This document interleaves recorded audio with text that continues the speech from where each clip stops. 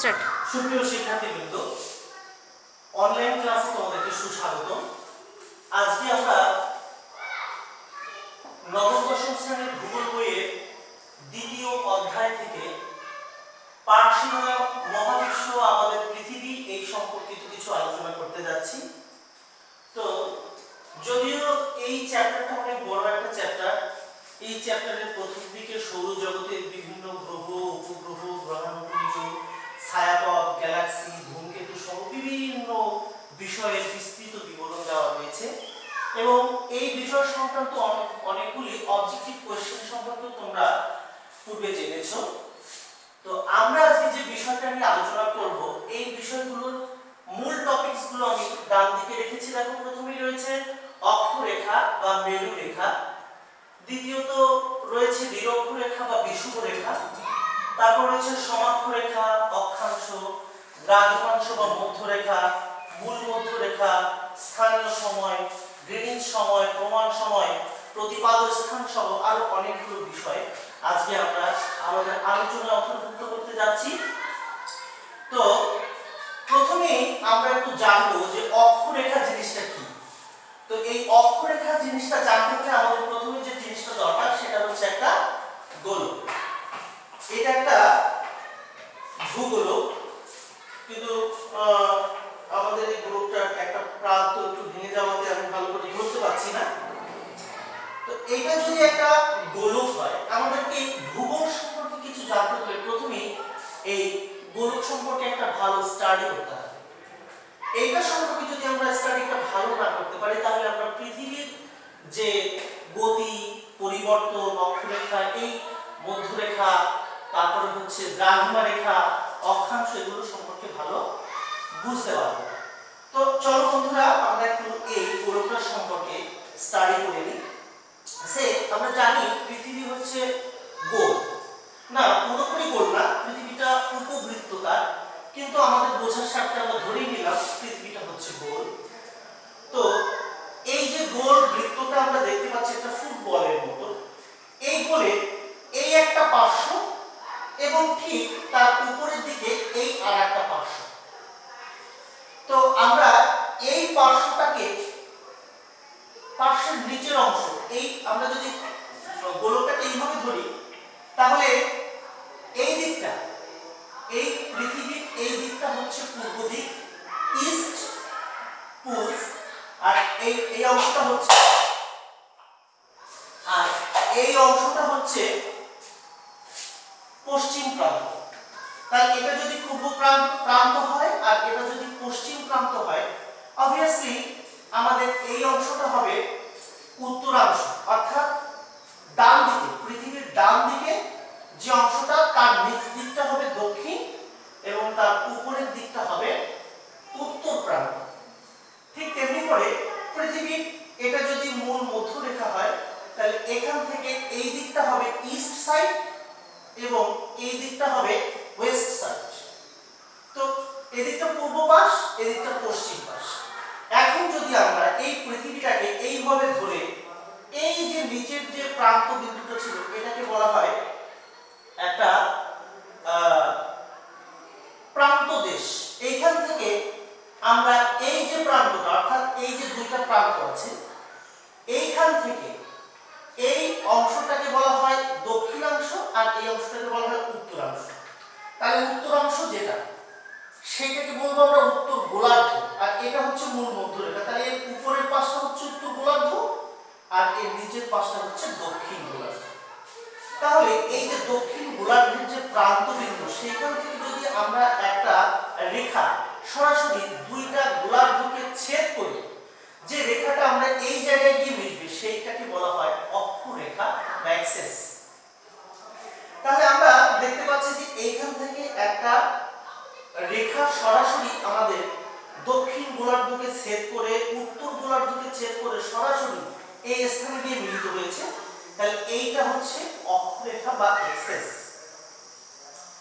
তাহলে আমরা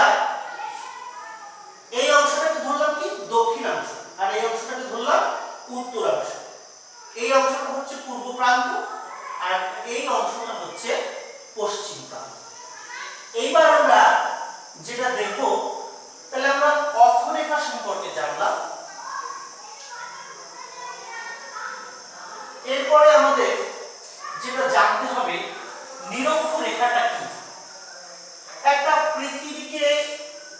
পৃথিবীর যে ব্যাস, এটা হচ্ছে পৃথিবীর পুরোটা হলো ব্যাস।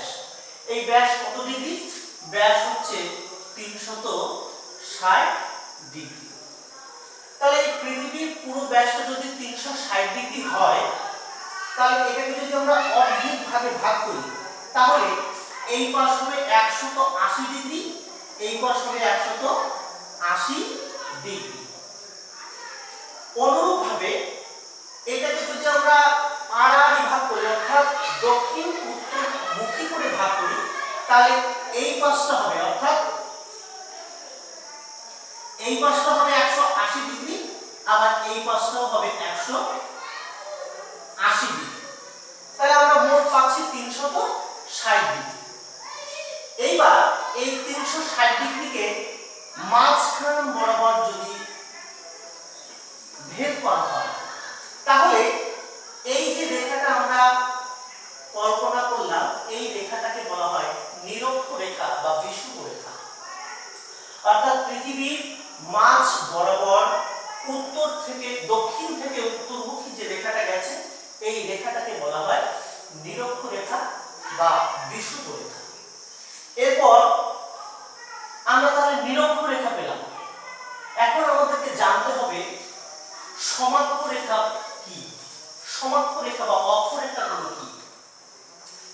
সেটা জানতে হলে আমাদেরকে যেটা করতে হবে, নিরক্ষরেখা বরাবর,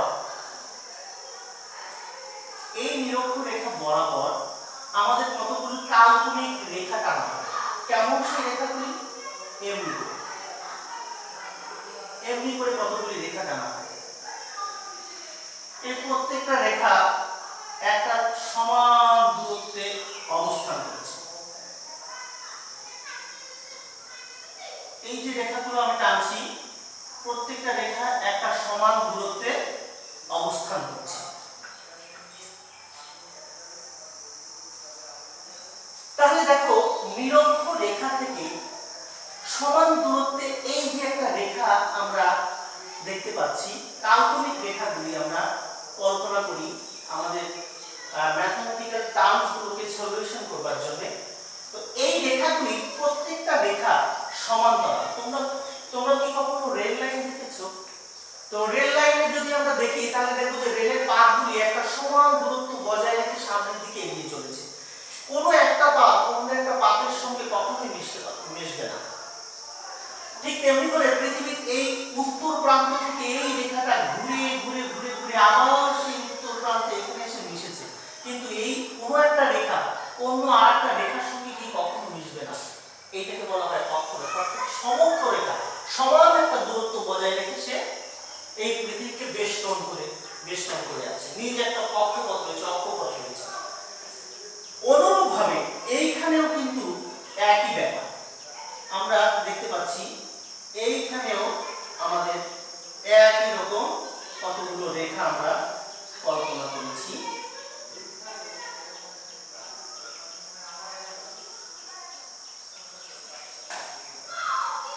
তাহলে আমরা দেখতে পাচ্ছি, এটা যদি একটা পৃথিবী হয়, পৃথিবীর এই যে উত্তর থেকে দক্ষিণমুখী যে রেখাটা ছিল, এই রেখাটাকে বলা হয় নিরক্ষরেখা বা বিষুবরেখা। অনুরূপভাবে এটা হচ্ছে নর্থ পোল, এটা হলো সাউথ পোল, অর্থাৎ উত্তর মেরু আর এটা হলো দক্ষিণ মেরু। উত্তর মেরুকে আমরা বলবো সুমেরু, এই উত্তর মেরুটাকে আমরা বলবো সুমেরু, আর ঠিক তার অপোজিটে দক্ষিণ মেরুকে আমরা বলবো কুমেরু। তাহলে এই যে রেখাটা চলে গেছে, এই রেখাটাকে বলা হয় দ্রাঘিমা রেখা। কি রেখা বলে? দ্রাঘিমা রেখা বলে। তো আমরা যদি এইটাকে একটা 3 ডাইমেনশনাল সাবস্টেন্স মনে করি, তাহলে এইখান থেকে পৃথিবীর এই যে জায়গাটা, এই জায়গাটা থেকে একটা রেখাকে আমরা সরাসরি পৃথিবীর অপর প্রান্তে চিন্তা করি, তাহলে এই রেখাটাকে বলা হয় দ্রাঘিমা রেখা। তাহলে আমরা সমক্ষরেখাটা জানলাম, অর্থাৎ নিরক্ষরেখার পাশ ঘেঁষে যে রেখাগুলি কল্পনা করা হয়েছে, এই রেখাগুলিকে বলা হয়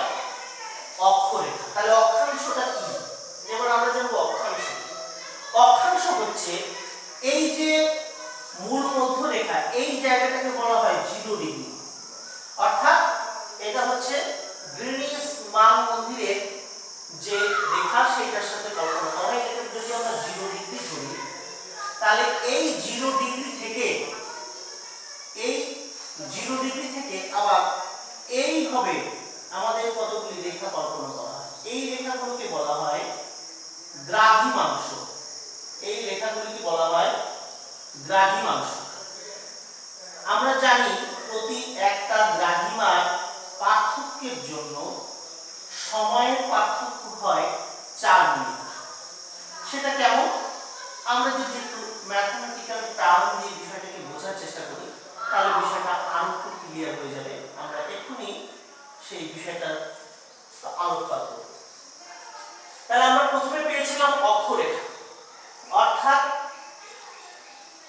পশ্চিম প্রান্ত থেকে পূর্ব প্রান্তের দিকে যে রেখাটা চলে গেছে এই রেখাটাকে বলা হয় অক্ষরেখা।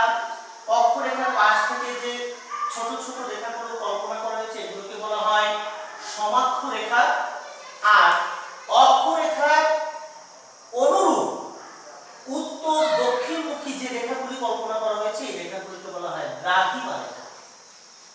360 ডিগ্রিকে কেন্দ্র করে কৌণিক দূরত্বের অনুযায়ী যে রেখাগুলো আমরা যে অংশগুলো আমরা পাই সেগুলোকে বলা হয় রেখা অক্ষাংশ। কেমন? আমরা একটু বোঝার চেষ্টা করি। আরেকটা বৃত্ত দিয়ে আমরা একটু বোঝার চেষ্টা করি। সে ফর एग्जांपल আমরা যদি এরকম একটা বৃত্ত আঁকি, বৃত্তটাকে ভাগ করি, আমরা এই অংশটাকে বলবো 90 ডিগ্রি। এটা হচ্ছে 90 ডিগ্রি। অনুরূপভাবে এই অংশটাও 90 ডিগ্রি। তাহলে যদি 360 ডিগ্রি কৌণিক দূরত্ব দিয়ে আমাদের অক্ষাংশ নির্ণয় করতে হয় সেক্ষেত্রে আমরা এইভাবে কতগুলি রেখা কল্পনা করব। সে এইখানে আছে, এই রেখাটা আছে 15 ডিগ্রি, এই রেখাটা ধরে নিলাম আছে 30 ডিগ্রি, এই রেখাটা আছে 45 ডিগ্রি। তাহলে আমাদের এইখান থেকে এই যে রেখাটা কল্পনা করা হয়েছে সেটা ছিল 15 ডিগ্রিতে। এই যে 360 ডিগ্রি থেকে যে একটা কৌণিক দূরত্ব আমরা পাচ্ছি এই কৌণিক দূরত্বকে বলা হয় অক্ষাংশ। এই অক্ষাংশ নির্ণয় করতে গেলে আমাদেরকে অবশ্যই এই কৌণিক দূরত্বগুলো অনুসরণ করতে হবে। এখন কথা হচ্ছে শুধু কি কৌণিক দূরত্ব দিয়ে আমরা একটা জায়গার অক্ষাংশ বের করতে পারি? না, সেক্ষেত্রে আমাদের আরো কতগুলি বিষয় রয়েছে। শুধু অক্ষাংশ দ্বারা একটা জায়গার নির্দিষ্ট সময় বের করা সম্ভব নয়, সেক্ষেত্রে আমাদের দ্রাঘিমা রেখার প্রয়োজন রয়েছে। তো এই দ্রাঘিমা রেখাগুলি ছাড়া আমরা একটা স্থানে পারফেক্ট টাইম নির্ধারণ করতে পারি না, যার কারণে আমাদের এই দ্রাঘিমা রেখাগুলো প্রয়োজন হয়েছে। অনুরূপভাবে এই পাশ থেকেও আমরা কতগুলি দ্রাঘিমা রেখাকে কল্পনা করতে পারি।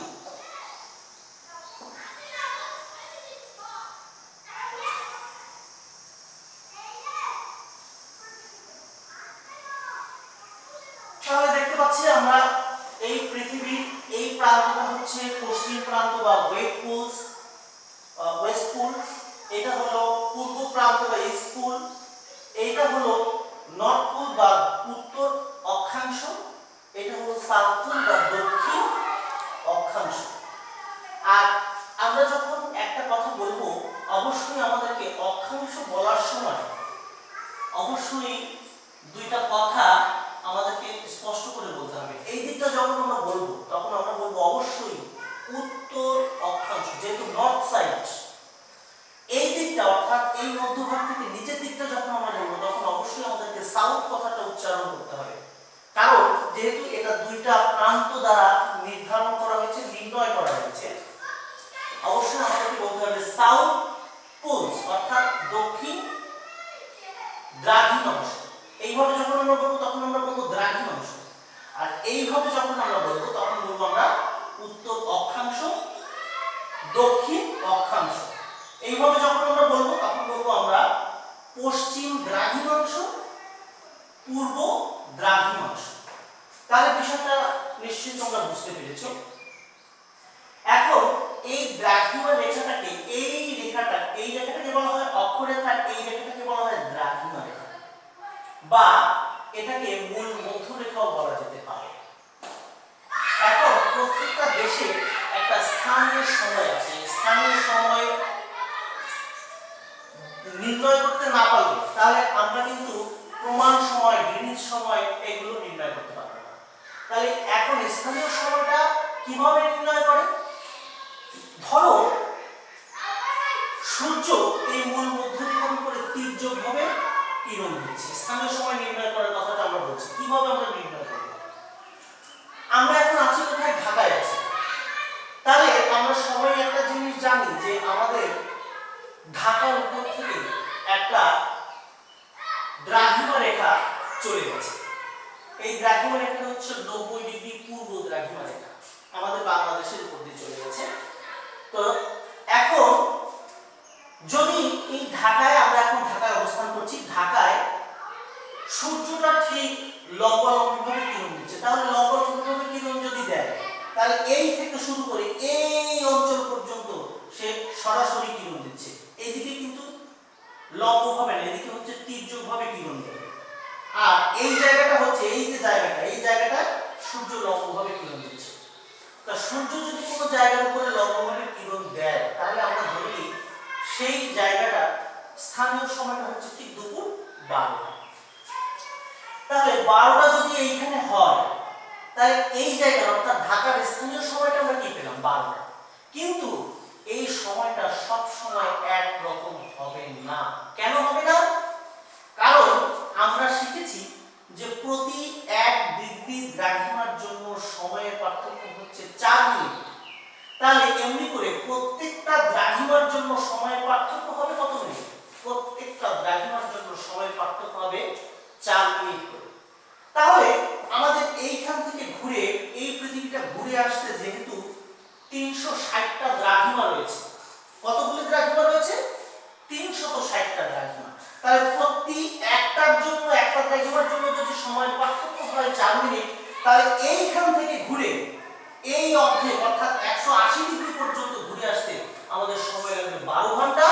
অনুরূপভাবে আমাদের এই প্রান্ত থেকে এই পৃথিবীর অপর প্রান্ত ঘুরে এই মাঝখানে আসতে এখানেও সময় লাগবে 12 ঘন্টা, অর্থাৎ 180 মিনিট, এই দিক থেকে 180 মিনিট। আমরা যদি গোলকটাকে একটু ধরি তাহলে বিষয়টা আরেকটু ক্লিয়ার হয়ে যাবে। ধরো আমাদের এই যে রেখাটা দেখা যাচ্ছে এটা হচ্ছে মূল মধ্যরেখা।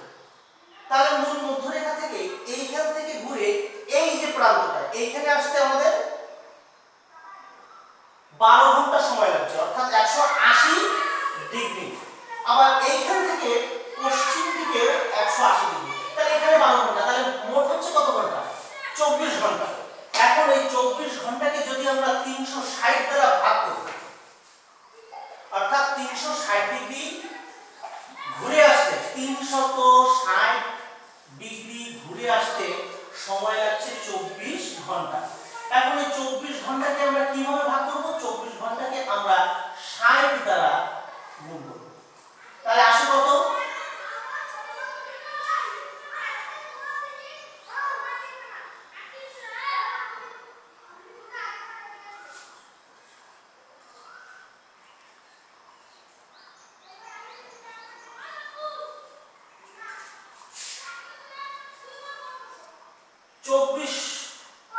অর্থাৎ 24,400, তাই তো? আমাদের ভুল হয়েছে।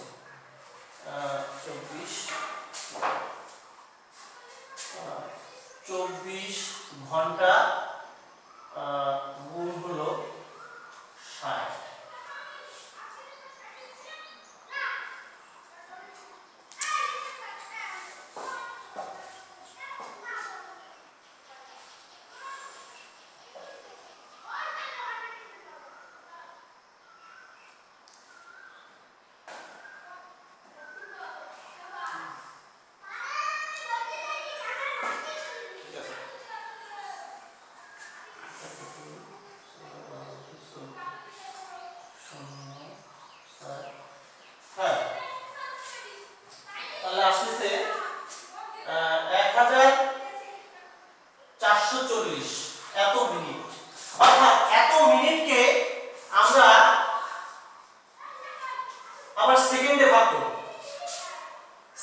ভাগ করলে তাহলে আমরা দেখতে পাচ্ছি যে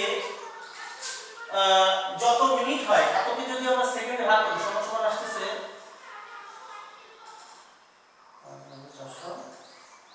440 এটাকে যদি আমরা সেকেন্ডে ভাগ করি, সেকেন্ডে ভাগ করার পর 360 দ্বারা ভাগ করলে আমরা দেখতে পাচ্ছি প্রতি 1 ডিগ্রির জন্য দ্রাঘিমা পার্থক্য হবে 4 মিনিট। তাহলে আমরা এই পাশ থেকে লাগবে 12 ঘন্টা, অপর প্রান্ত থেকেও লাগবে 12 ঘন্টা। তাহলে আমরা এইভাবে আমরা কি পাবো? পাবো একটা স্থানীয় সময়। গ্রিনিচ সময়টা কি? অর্থাৎ গ্রিনিচ মান মন্দির, লন্ডনের গ্রিনিচ মান মন্দিরের যে একটা নির্দিষ্ট সময় রয়েছে সেই রেখাকে, সেই সময়ের সাথে আমাদের স্থানীয় সময়ের একটা তারতম্য করে আমাদের এই সময়কে নির্ধারণ করা হয়। এই সময়কে নির্ধারণ করা। প্রমাণ সময়টা কেমন? প্রমাণ সময়টা হচ্ছে, ধরো এটা হচ্ছে মূল মধ্যবিন্দু, এইখান থেকে কেউ যদি যাত্রা শুরু করে আর সে যদি পূর্ব দিকে যায়, অর্থাৎ এইখান থেকে যাত্রা শুরু করে সে পূর্ব দিকে যাচ্ছে, পূর্ব দিকে যখন যাবে প্রতি 1 ডিগ্রি দ্রাঘিমার জন্য তার সময়ের পার্থক্য হবে 4 মিনিট। যদি এমনি করে সে 15 ডিগ্রি বা 30 ডিগ্রি পূর্ব দিকে আগায় তাহলে প্রতি 30 ডিগ্রির জন্য 4 120 মিনিট সময়ের পার্থক্য হবে। তাহলে এইভাবে যদি 120 মিনিট সময়ের পার্থক্য হয় তাহলে সে কি করবে? এই 120 মিনিটকে সে তার সময়ের সঙ্গে যুক্ত করবে। কেমন? বিষয়টা হচ্ছে এরকম, আমাদের এইখান থেকে আমরা পূর্ব দিকে আছি, আমরা আছি পূর্ব দিকে, যেহেতু আমাদের ঢাকাকে ধরা হয় পূর্ব দিকের 90 দ্রাঘিমা রেখা, তাহলে আমরা পূর্ব দিকে আছি। আমাদের থেকে ভারত আছে পশ্চিম দিকে, তাই জন্য আমাদের এইখান থেকে ভারতের যে একটা ডিসটেন্স, এটাকে সময়ের ব্যবধান ধরা হয় আধা ঘন্টা 30 মিনিট। অর্থাৎ আমাদের যখন বাজবে দুপুর 12টা, অনুরূপভাবে যেহেতু ভারত পশ্চিম দিকে তাই তখন ভারতের সময় নির্ধারণ হবে 11টা বেজে 30 মিনিট। তাহলে এই যে 30 মিনিট সময়ের ব্যবধান হলো, কেন হলো? কারণ যেহেতু তারা আমাদের দেশ থেকে পশ্চিমে রয়েছে তাই প্রত্যেকটা দ্রাঘিমার জন্য 4 ডিগ্রি করে সময়ের পার্থক্য হচ্ছে, তারা আমাদের দেশ থেকে পশ্চিমে। একটা সহজ উদাহরণ দিই, পৃথিবীর আবর্তন গতির কারণে যখন সূর্যটা স্থির থাকে পৃথিবীটা ঘুরে আসতেছে, তাহলে পৃথিবী এই যে আবর্তন করছে, আবর্তন করতে করতে করতে করতে যে দিকটা সূর্যের সামনে আসছে সেই দিকটাই আলোকিত হচ্ছে। তাহলে পৃথিবী কোন দিক থেকে ঘুরছে? পৃথিবী ক্রমাগত পশ্চিম থেকে পূর্ব দিকে ঘুরছে, এন্টি ক্লকওয়াইজ। সেটা কেমন? আমরা জানি ঘড়ির কাঁটা সাধারণত ডান দিকে ঘোরে, তাহলে ঘড়ির কাঁটা যদি ডান দিকে ঘোরে, এন্টি ক্লক মানে তার উল্টো দিকে, তাহলে পৃথিবীটা ঘুরছে কেমন? তার উল্টো দিকে। তাহলে সেটা সর্বদা পশ্চিম থেকে পূর্ব দিকে ঘুরছে।